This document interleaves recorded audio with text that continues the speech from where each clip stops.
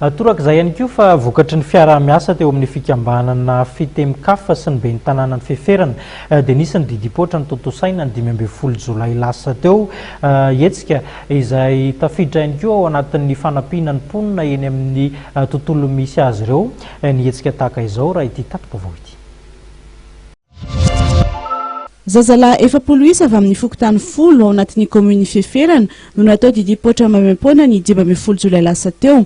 Vokatry ny fiara-miasa ny fikambanana mpitsabo miaramila etsy amin'ny garnison Ampahibé fitemikaf sy ny ben'ny tanàna ny feferana. Nakasitraka ary ny laza fa misokatra amin'ny fiara-miasa amin'ny fikambanana rehetra ho fampandrosoana ny kominy feferana hoy ny ben'ny tanàna. Ben'ny tanàna izay fikambanana ery fanotra fotsiny.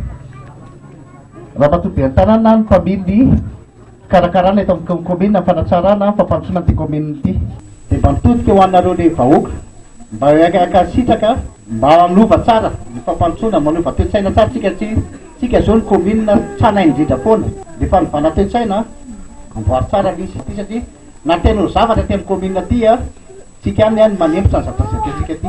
Singa iray mahomby sy fanohitra ao amin'ny fampandrosoana ankoatr'ireo asam-panasoavana ataon'ny fitemikaf ity hetsika teto feferana ity ary nanolotra sosikevitra ny anatanterahana foara be ao feferana ny tenany ametrahana maridrefy ny vokatra sy ny ezak'ireo fokontany 10 izay mandrafitra ny komuna. Ny komina feferana dia miara-miasa foana amin'ireo fikambanana na ONG na association na coopérative izay mijoro ety anivon'ny komina feferana izay fantatra fa mijoro sy vonona hiara-miasa amin'ny komina feferana koa. Marina Vefa nanomboka elany sy ny fiara-miasa teo amin'ny fikambanana fitemikaf sy ny komina feferana ary zazalahy 500 isa no nisitraka ny didipoitra mamem-pona tao anatin'ny 10 taona.